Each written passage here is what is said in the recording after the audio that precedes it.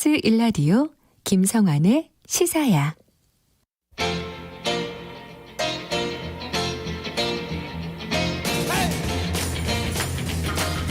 한 주 동안 있었던 뉴스 가운데 우리가 조금 더 깊이 들여다봐야 할 이슈를 짚어보는 시간입니다. 뉴스야 외전 함께 하실 패널 두 분 모셨습니다. 김민하 시사평론가 나오셨습니다. 안녕하세요. 안녕하세요. 배종찬 인사이트K 연구소장 자리하셨습니다. 안녕하세요. 안녕하십니까. 네. 이 지금 공수처법 개정안이 통과되고 난 다음에 국회가 지금 또 후속 법안 처리 문제 때문에 필리버스터를 계속하고 있는데 지금 이 시간도 지금 국회에서 계속 의원들이 토론하고 있는 거죠? 아마 그럴 것으로 추측이 됩니다. 왜냐하면 이게 필리버스터를 하니까요. 시사평론가 아닙니까? 네. 이거 봐야 됩니다. 네, 무슨 얘기하나. 근데 보는데 뭐 여러 가지 얘기를 하는데 예. 뭐랄까요. 야, 이렇게까지 뭐 이렇게 좋은 얘기를 하는구나 이런 느낌은 없고 아니 이런 얘기를 하나.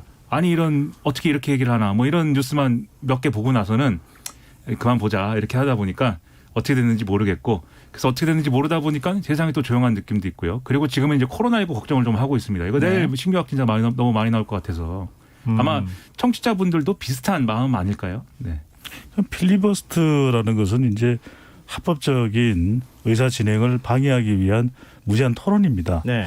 근데 필리버스터를 통해서 얻어야 되는 것은 바로 민심이겠죠. 그러면 왜 공수처법이 부당한지 국민들이 오히려 설득당해야 될 거예요. 네. 근데 문제는 국민들은 공수처를 바랬던 겁니다. 그러니까 좀 더 적극적으로 공수처법 내에서 국민의힘이 어떤 목소리를 높일 수 있을까 사실 그 부분을 노력을 했어야 되는 부분이거든요.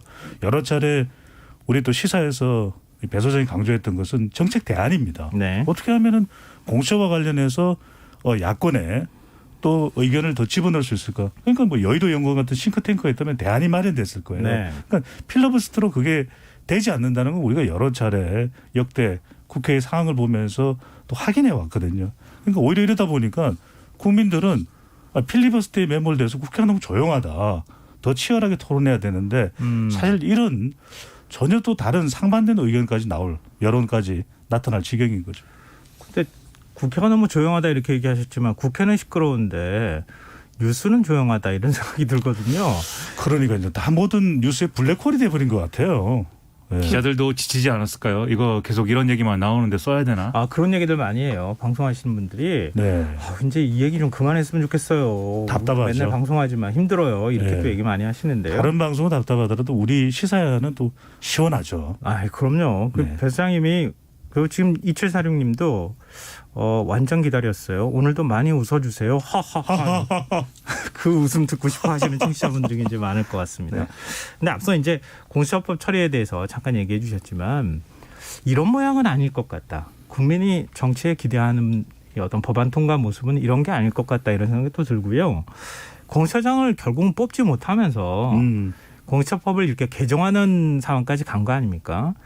결국 여야 간의 합의 정신을 발휘해서 비토권을 주면 그 비토권을 좀 신뢰 있게 정치권이 잘 지혜롭게 비토권을 활용해서 정말 객관적이고 중립적인 공수처장을 선출해달라 이런 염원도 거기에 반영이 돼 있는데 결국은 그걸 이제 비토권을 삭제하는 방향 쪽으로 개정을 하게 됐단 말이에요. 네. 이런 부분에 대해서는 어떻게 보세요? 지난해에 이 공수처법이 논의될 때도 사실 이 추천위원회 동의 부분과 관련해서 사실 지적하는 목소리가 많았습니다. 네. 특히 이제 더불어민주당 내에서 이렇게 되면은 공수처가 어떻게 출범을 할 수 있겠냐. 국민들은 고위공직자 범죄 수사를 원하고 있는데 그래서 결과적으로 이렇게 될 수밖에 없었던 것이죠. 그래서 과정에서 많이들 이야기합니다. 이 거대 여당이 왜 좀 더 이 국민의힘과 협의할 수 없었냐. 협의할 네네. 수 있는 상황이었다면 왜 협의를 안 했겠습니까? 네. 그래서 이야기가 나왔던 것이 이 추천위원 국민의힘 추천위원 2명의 역할이 매우 중요합니다. 그래서 더 강력하게 이 추천위원회 내에서 우리는 어떤 공수처장을 바란다. 의견을 충분히 낼 수가 있겠죠.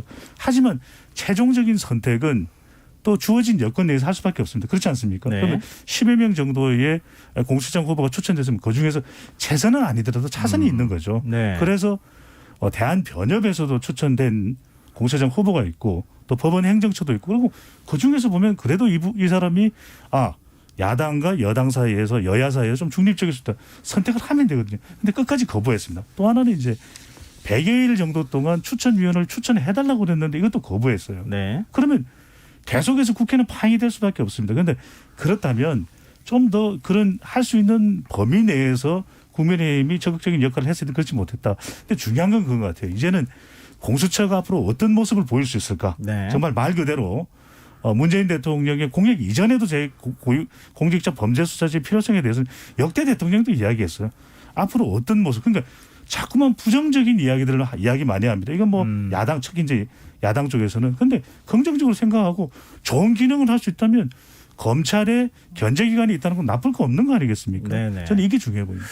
공수처법 개정은 현실적으로 불가피한 선택이었다. 그리고 앞으로 좀 긍정적으로 우리가 공수처가 작동할 수 있도록 하는 기대를 좀 모을 필요가 있다. 이렇게 얘기해 주셨는데 또 역으로 또 걱정되는 부분은 그거예요. 지금 당장은 공수처법을 이렇게 개정해서 여당의 의사가 지금 반영되는 거 아니겠습니까? 그렇게 할 수는 있다 하더라도 예를 들어서 정권이 바뀔 경우에는 그러면 어떻게 되는 거냐. 그러니까 제도의 문제와 그것을 운영하는 사람의 문제, 과연 어느 쪽을 더 중시해야 될 것이냐. 그러니까 그런 면에서 비토권을 삭제하는 것은 좀 문제가 있지 않느냐 이런 반론도 만만치가 않거든요.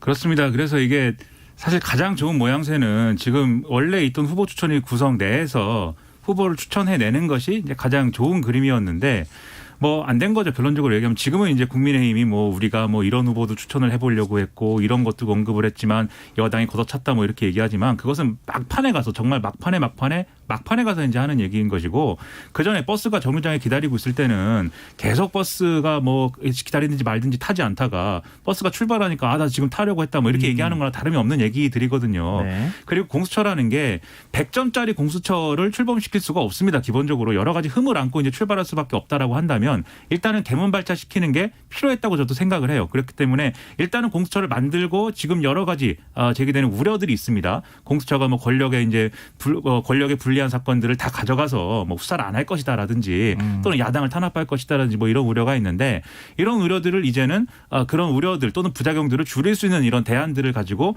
이제 보완을 해나가야 되는 그런 것들이 필요한 거거든요. 그런데 야당도 이런 점에 있어서는 이 보완을 해나간다 이런 게 아니라 계속 공수처를 뭐 반대하는 모습을 계속 보이면서 네. 공수처는 결국 이 정권의 독재이다. 이 타이틀을 가지고 우리는 독재에 반대한다. 우리는 민주주의다. 이걸 얘기하면서 이제 선거에 대응하려는 이런 전략이었다고 보이는데 그래서 이 조건이 있는 한 이제 좀 가장 좋은 그림은 만들기 어려웠다 이렇게 생각이 되고요. 다만 그럼에도 불구하고 어쨌든 지금 이렇게 이제 여당이 밀어붙이는 방식으로 공수처법 개정안을 개정한 데까지 간 것은 어쨌든 1차적으로는 뭐 정부 여당이 국정 운영을 잘해야 될 책임은 있는 거니까 그거에 대한 책임을 통감해야 된다는 점은 분명히 있는 것 같고 두 번째로 앞서 말씀드린 그 우려되는 부분들 여기에 대해서 그러면 앞으로 그 우려를 어떻게 불식시킬 거냐 이거에 대한 대안도 정부 여당이 책임 있게 내놔야 된다고 생각을 합니다. 네, 뭐 일본론도 지적하고 있는 바처럼 공수처법 개정을 이미 시도를 했기 때문에 뭐 그거는 이제 개정을 한 것이고요. 그 다음에 민주당이 공수처법에 대해서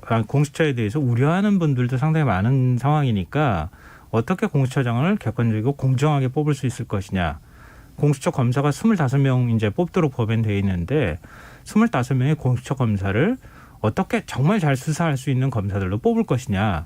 이런 문제에 대해서 정말 공정함을 좀 더 국민들한테 보여주면서 신뢰를 얻을 필요가 있다. 이런 지적도 한편으로 이 있는 것 부분이 같고. 매우 중요합니다. 그러니까 네. 우리가 검찰개혁과 관련해서 또 국민들이 요구하는 시간 내에 또 감내하는 시간 내에 순조롭게 진행되지 못하니까 대통령의 국정 지지율도 타격을 받지 않았습니까? 네. 그러니까 오롯이 평가를 받습니다. 그러니까 평가로부터 자유로운 게 아니에요.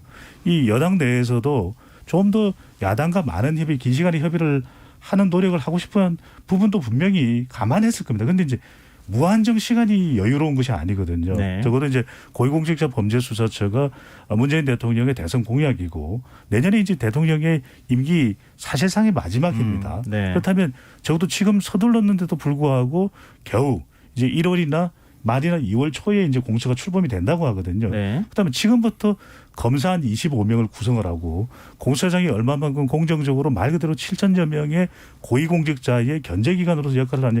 이건 국민 여론의 평가를 받습니다. 네. 얼마나 중요한 평가입니까? 내년 보궐선거도 대통령이 어떤 평가를 받느냐에 영향을 미칠 수 있고 후내년 대선에도 그렇고 그리고 이제 검찰과의 관계도 중요할 수밖에 없습니다.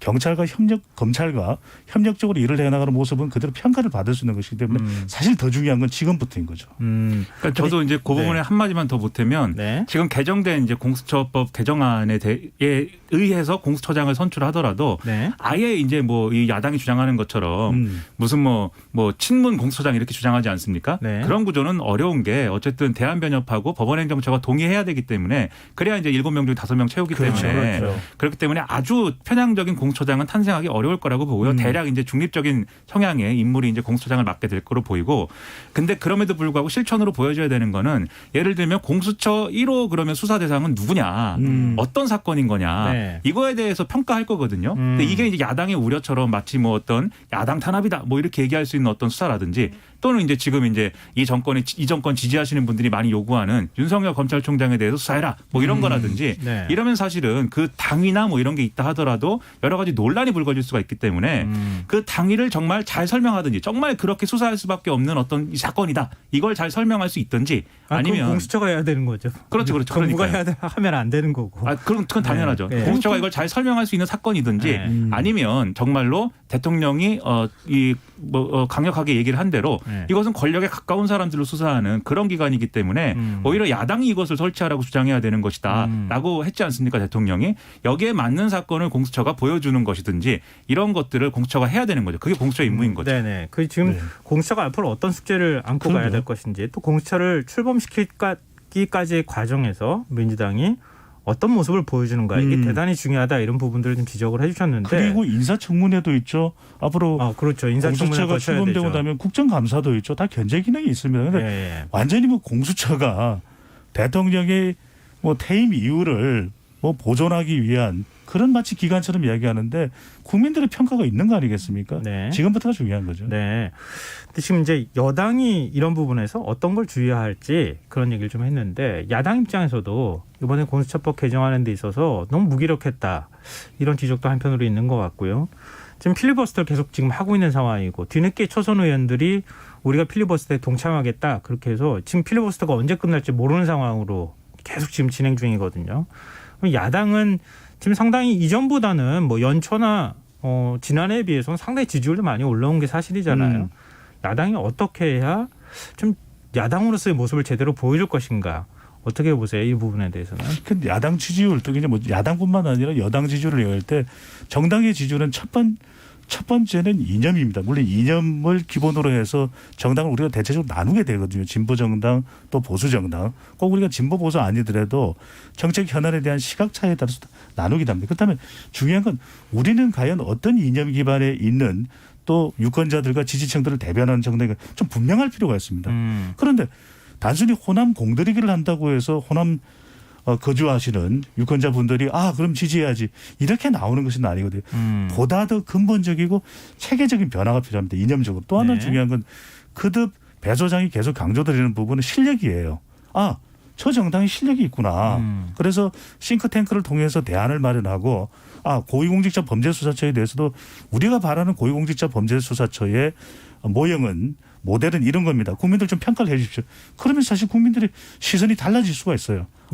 저게 더 나은 모델일 수도 있으니까 정부 여당에서도 야당의 의견을 좀 반영할 필요가 있겠구나. 그래서 저는 정책을 제시해 줄 수가 있어야 되는 것인데 그게 아니라 그냥 어떤 현안에 대해서 우리는 그거 절대 받아들일 수가 없다.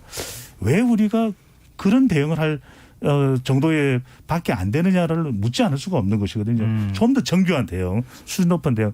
마지막으로 그렇습니다. 인물입니다. 좀 더 근본적으로 그동안의 관행처럼 잘못되어 왔던 것을 좀 탈피하고 젊은 세대 또는 여성들을 중심으로 해서 정당이 탈바꿈하는 모습을 보인다면은 훨씬 이제는 이 평가가 달라질 수가 있겠죠. 그동안에 야당 지지율이 좀 올랐던 것은 이건 뭐 제 해석입니다만 자제했기 때문입니다. 뭘 안 했기 때문이에요. 제가 이렇게 뭘 안 하지 않았죠. 여러 가지를 하려고 했지만 네. 평소에 하던 만큼이 아니라 김종인 비대위원장이 있고 예. 그리고 비대위가 가려는 방향이 있다 보니까 자제들을 했습니다. 좀. 그래서 자기들끼리 싸우고 뭐 이런 모습이었던 것이고 이제 어떤 문제에 대해서 나를 세우고 이렇게 강력하게 좀 들이받거나 뭐 이런 상황들은 아니었기 때문에 사람들이 이제 뭐 막연하게 예를 들면 이 정권에 대한 여러 가지 반감, 예를 들면 지금까지 뭐 많은 사람들이 필요로 해서 했던 추미애 장관과 윤석열 검찰총장 문제라든지 또는 부동산 문제라든지 이런 것들에 네. 대한 필요감 이런 것들을 뭐 그게 윤석열 총장이 됐든 전체 야권에 대한 뭐 지지가 됐든 그런 것들을 표출을 한 거거든요. 근데 이제부터 필리버스터를 뭐 초선 의원 58명이 쭉 가면서 할 거라는 거 아닙니까? 근데 벌써 오늘 나온 발언들을 보면 안 하느니만 못한 결과예요. 사실상 예를 들면 뭐 오늘 나온 여러 가지 발언 중에는 뭐 간첩 사건을 오늘은 이제 국정원법이랑 네, 그 네. 5.18 왜곡처벌법 그 주제를 다루고 있으니까 예를 들면 뭐 간첩 사건을 이 국정원이 수사를 하지 않아서 문제인데 네. 문제가 될 것인데 대공사건 얘기하는 네. 거죠.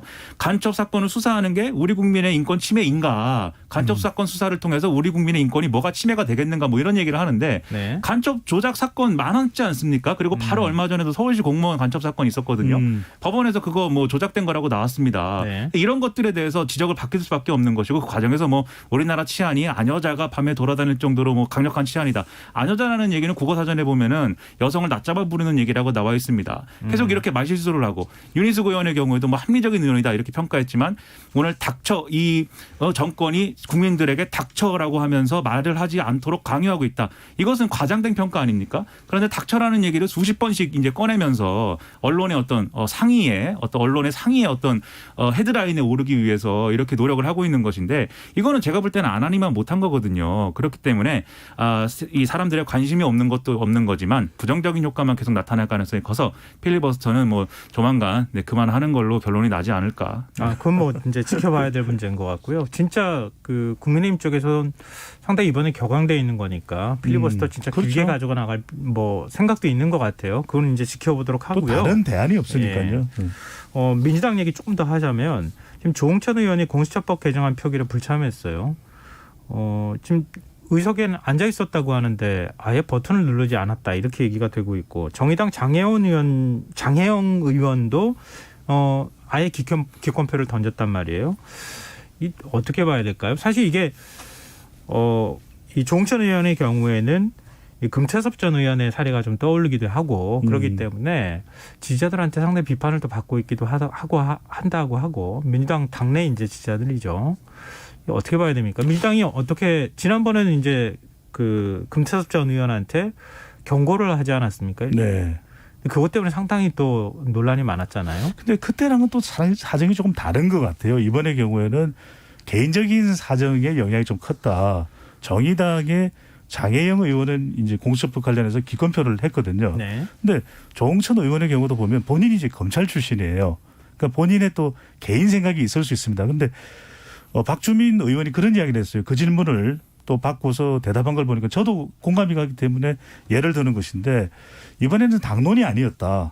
이제 그때랑 사정이 조금 다르다라는 거예요. 강제 당론이었고 이제 그때는 20대 국회 때 아니겠습니까? 예. 그러니까 의석수가 지금보다 차이가 많이 있었고 또 의원수가 많지 않으니까 똘똘 뭉쳐서 이거 그래서 정의당까지 연대해서 패스트트랙을 하고 있는데 네네. 당내에서 어떻게 도와주질 않느냐 사정이 다르죠. 그런데 이번의 경우에는 조홍천 의원이 투표하지 않더라도 예. 그러더라도 충분히 공수처법 개정안이 통과될 수 있는 상황이었기 때문에 좀 더 폭넓게 보자라는 이야기를 하는 것이 내부에도 있는 것 같아요. 그렇게 좀 네. 저도 그렇게 볼 필요가 있을 것 같고 정의당의 장혜영 의원은 본인의 개인의 생각은 그랬대요. 본인의 개인 생각은 또 공수처법 통과에 대해서 동의하지만 최근에 이제 정의당의 입장인 거죠. 그러니까 더불어민주당에 대해서 모든 법안에 동의하고 이러다 보니까 정작 정의당에서 주도했던 중대재해 기업 처벌법과 같은 것에는 별로 도움을 얻지 못하는 이런 상황이다 보니까 우리도 목소리가 다를 수 있다라는 것도 의식을 하지 않았나. 그래서 이제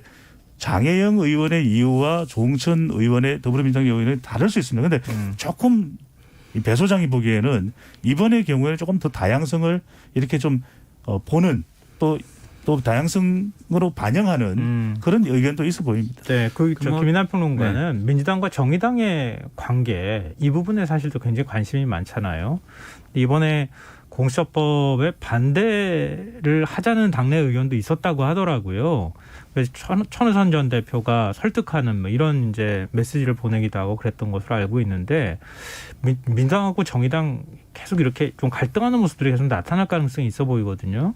그렇습니다. 저는 일단 뭐 여러 가지 개별적 사건도 있지만 구조적으로 이게 대선까지 가는 과정에서 정의당하고 더불어민주당은 어쨌든 좀 연동이 기존에 그 이전에 우리가 알던 그 상황과는 이제 앞으로는 다를 것이다라는 생각을 합니다. 왜냐하면 어쨌든 정의당도 이 더불어민주당하고 이 선거법 개정이라든지 이런 것에 있어서의 개혁적인 어떤 정책들에 대해서 공조를 해오면서 네. 나름 자기들이 이제 얻은 것들이 있어야 이제 그 노선을 계속 유지할 수가 있는 건데 지금 자기들이 자체적으로 평가를 해볼 때는 그렇지 않은 거지 않습니까? 그렇기 때문에 아마 대선까지 가는 여러 가지 선거 일정이라든지 정치 일정에 의식적으로라도 이제 거리두기를 할 것으로 보이고 그런 국면으로 갈 건데 다만 이제 그것과 그다음에 개별적인 또 어떤 입법 성과라든지 이런 것들은 다른 거 아니겠습니까? 그리고 네. 더불어민주당 입장에서도 뭐 장기적으로는 그렇게 사이가 벌어질 것으로 예상은 하지만 또 협력할 수 있는 부분에선 최대한 협력을 해야 그런 것들이 필요할 때는 또 손을 내밀 수가 있는 거거든요. 그런 점에서 지금 중요한 게 중대재해기업처벌법입니다. 사실. 네. 그러니까 이거에 대해서 지금 모양새가 좋지 않아요. 이낙연 대표가 분명히 이것은 필요하다라고 공개적으로 연설을 했고 입장을 몇 번이나 밝혔습니다.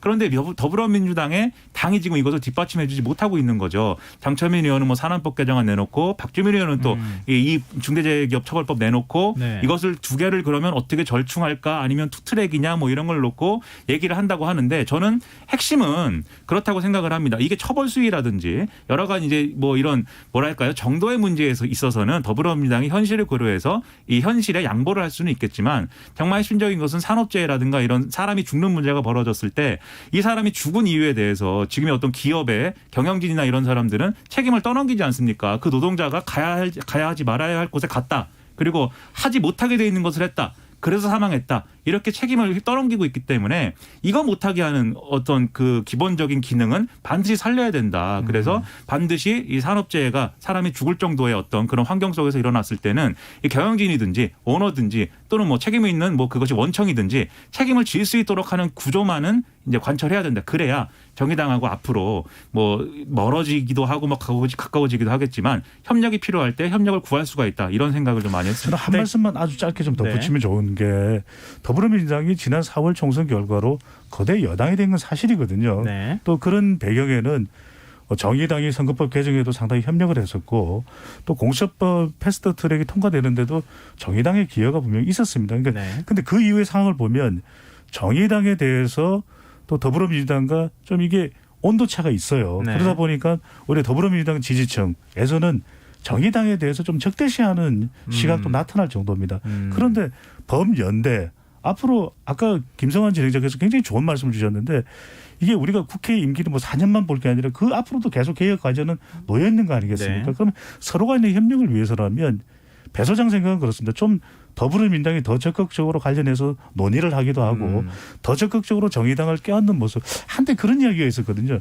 심상정 전 대표를 장관으로 입각시키는 것도 하나의 협력 방안일 수도 있다는 이야기를 했는데 그건 이 정치 이제 지도자가 이제 결정을 하겠지만 네. 좀 더 민주당에서 협력적으로 가면 물론 이런 안을 좋지 않게 생각하는 더불어민주당 내의 분위기도 있지만 저는 조금 더 민주당이 적극적일 필요는 있어 보입니다. 이게 하나만 더 말씀드리면 이번에 법을 처리하는 과정에서 가장 모습이 안 좋은 게 공정거래법 관련해서 문제입니다. 공정문제 3법. 네. 전속고발권 폐지가 대통령 네. 공약이고 이 여당도 약속한 것인데 네. 그것을 오히려 정의당이 관철하라고 주장을 하고 여당은 유지를 주장하고 그 네. 과정에서 안건 조정이 통과를 위해서 속인 거지 않습니까? 폐지를 하겠다라고 해서 합의를 해놓고 그렇죠. 네. 바로 전체위에서 유지를 올려놓고 예. 이것은 뭐 다른 뭐 정치 이런 걸 떠나서 네. 그냥 뭐 배 소장님과 저 사이에도 있는 일이 아닙니다. 있어서는 안 되는 일이에요. 그런데 이런 것을 아무렇지도 않게 하고 뭐 이런 모습을 보여주는 것이 더불어민주당이 지금 상당히 지금 지나치게 오만하다는 이미지를 줄 수가 있고 거기다가 이렇게 한 이유에 대해서 이 공약을 뒤집은 거에 대해서 이유를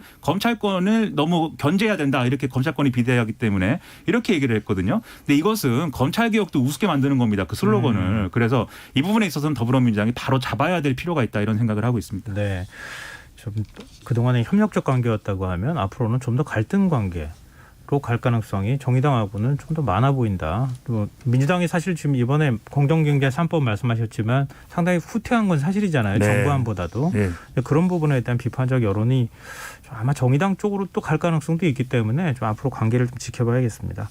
지금 여러분께서는 KBS 1라디오 김성환의 시사회를 듣고 계십니다. 뉴스의 외전 김민아 시사평론가, 배종찬 인사이트 K 연구소장 두 분 패널과 함께하고 있습니다. 자, 그리고 지금 국민의힘 얘기도 조금 했으면 좋겠는데요. 네. 이제 공수처법 처리 이후에 상당히 분위기가 격앙돼 가면서 주호영 원내대표가 보수 진영 정당이나 시민사회 대표들과 함께 비상 시국연대를 출범시켰어요. 이게 이제 평가가 좀 엇갈리긴 하던데 이런 움직임 어떻게 보십니까?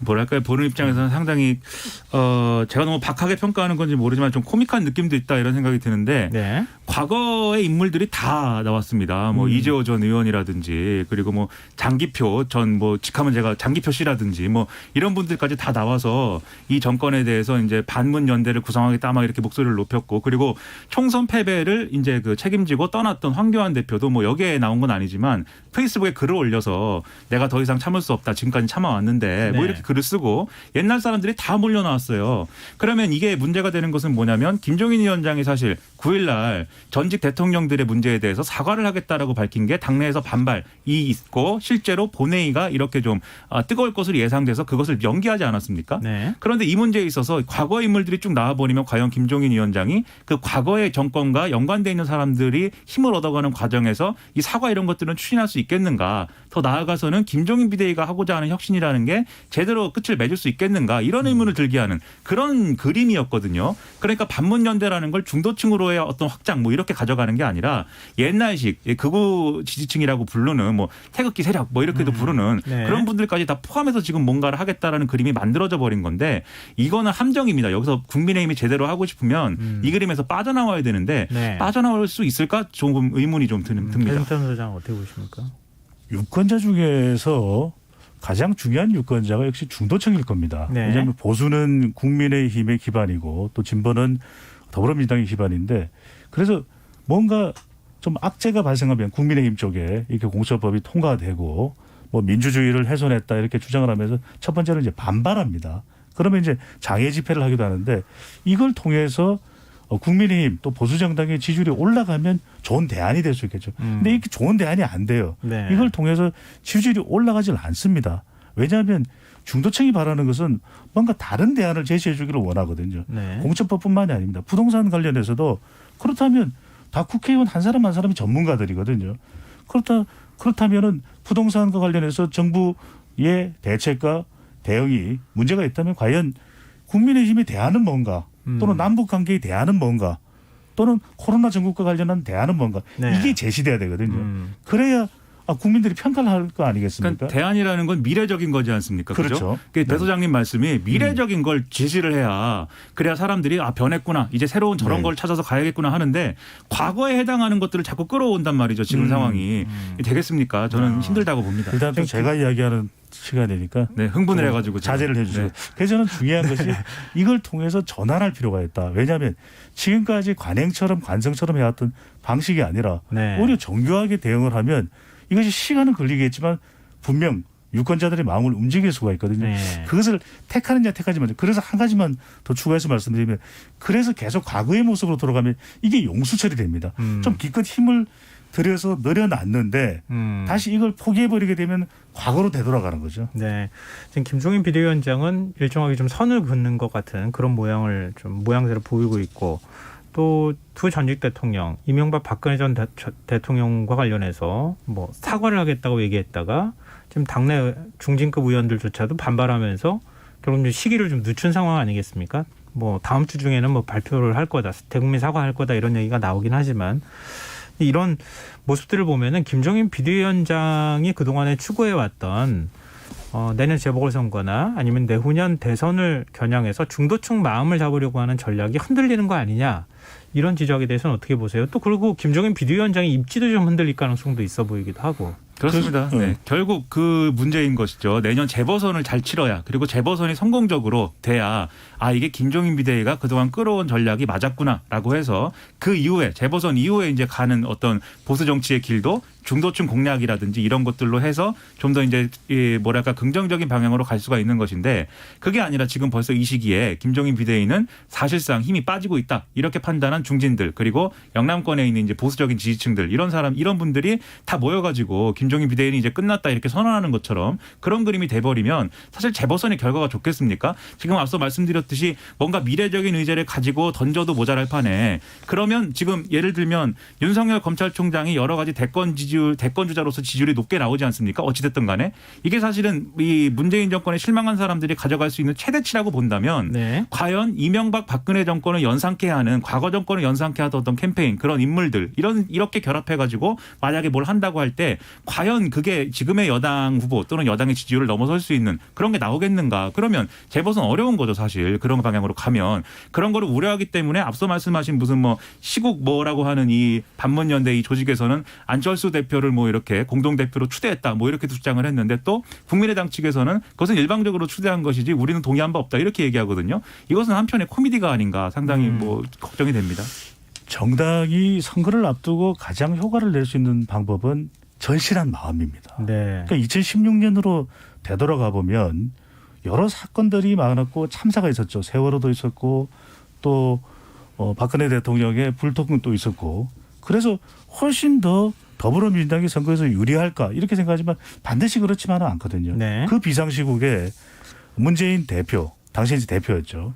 김종인 비대위원장을 모셔서 위임을 합니다. 그런데 왜냐하면 당내에 절실한 마음이 있어요. 그리고 어느 누구도 이견을 보이지 않았습니다. 네. 한번 흔들리는 그 시점에 문재인 대표, 당시의 대표가 와서 또 김종인 비대위원장에 힘을 실어줍니다. 이 위임이 중요하거든요. 그래서 김종인 비대위가 4월에 출범을 할 때 배 소장이 가장 우려했던 부분은 저게 적어도 1년 동안 흔들림 없이 갈까.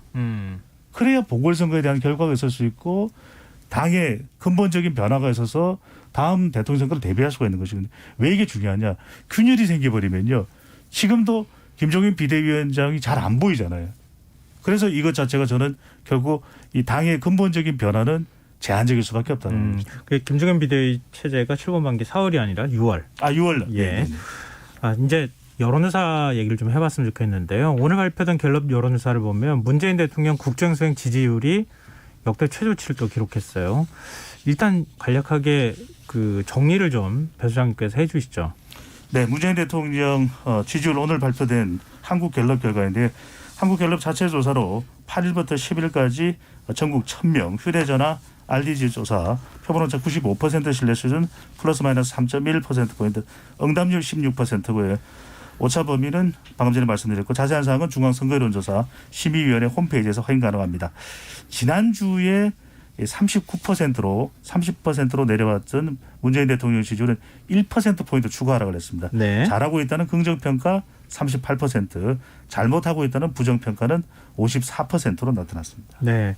그럼 지지율 하락 배경을 좀 살펴볼까요? 김민하 평론가는 어떻게 평가하세요? 일단 기존에 이제 지지율 하락의 요인이 있었죠. 그것은 이제 부동산 문제하고 이제 추미애 장관, 윤석열 검찰총장 이 문제였습니다. 네. 그런데 지금 또 하나 이제 좀 악재가 되고 있는 것이 이 코로나 문제입니다. 코로나19가 지금 연일 뭐 우리 김성환의 시사에서도 이게 자세히 전해드리고 있지만 네. 그 확진자 수가 계속 늘어나고 있고 사회적 거리두기 단계를 높였음에도 불구하고 줄어들지 않고 있고 심지어 지금 3단계를 가야 되는 거냐. 근데 3단계는 갈 수가 없는 단계인데 가야 되는 거냐는 지금 걱정할 만큼 효력이 없어지다 보니까 그전까지는 좀 위기의 상황에서도 코로나19 방역을 우리 정부가 잘하고 있기 때문에 한번 그래도 힘을 실어줘야 된다. 이렇게 생각했던 분들이 지금 이거 뭔가 문제가 있는 것 같다라고 느끼는 그런 분위기거든요. 네. 그러다 보니까 좀 지지율이 떨어졌고 그리고 우려되는 게 이 긍정평가가 떨어진 것도 문제인데 부정평가가 높아지고 있고 지금 이 정도면은 제 생각에는 여론조사 전문가는 아닙니다만 약간 위험하다 이런 생각이 드는데 네. 그래서 우려가 됩니다.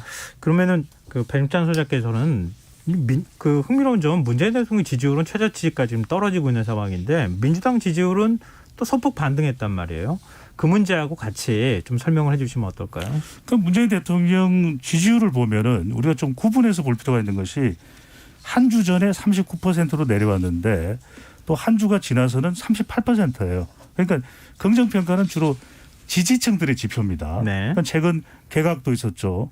또 개각 발표가 있었죠. 또 공천법이 통과가 됐죠.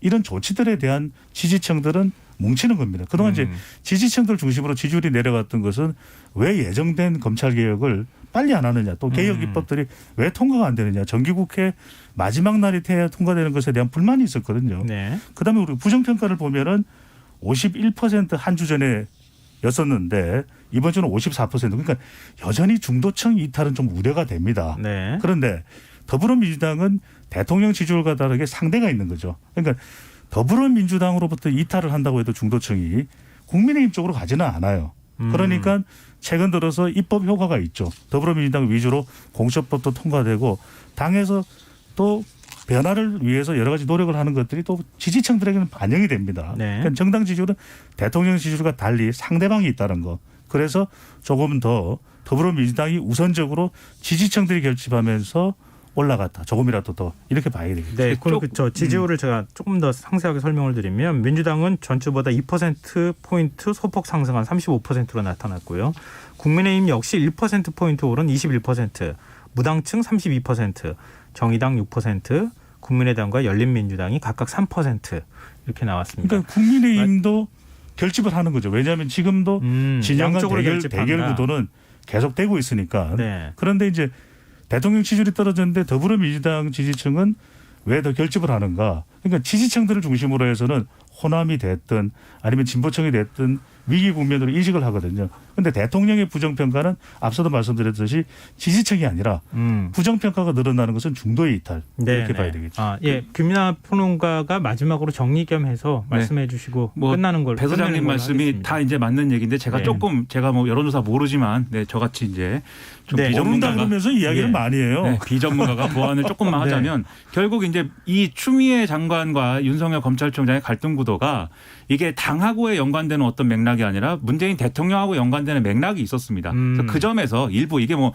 아주 타격 어떤 뭐 치명적인 타격까지는 아니겠지만 일부 이게 영향을 미친 부분이 있다고 생각이 되고요. 그리고 네. 지금 어쨌든 우려할 만한 대목은 만약에 정당 지지율, 이 민주당의 지지율하고 그다음에 문재인 대통령의 지지율이 동일하거나 혹은 뒤집히는 경우에 그러면 사실은 이제 문재인 대통령의 국정 수행 어떤 그 동력이라는 거는 더 떨어질 수가 있는 거 아니겠습니까? 네. 그래서 지금 청와대가 상황 관리를 잘해야 되고 어쨌든 국정 수행, 국정 동력은 유지를 해야 되는 것이기 때문에 네. 그 점을 놓고 면밀하게 대책을 세우고 전략을 짜는 게 중요하다 이렇게 생각이 됩니다. 네, 두 분의 말씀을 정리를 하자면 지금 대통령 지지율엔 빨간불이 들어오고 있는 건 분명해 보이긴 합니다. 왜 정당 지지율은 뭐 서로 간의 지지층이 좀 결집하는 현상이 나타난다 하더라도 지금 민주당은 지금 현재로서 어떤 대응을 하는가가 매우 중요한 시점에 왔다. 이 부분은 뭐 분명한 것 같습니다. 네, 오늘 뉴스의 외전 여기까지 하겠습니다. 지금까지 김민하 시사평론가, 배종찬 인사이트 K 연구소장 두 분과 함께했습니다. 고맙습니다. 고맙습니다.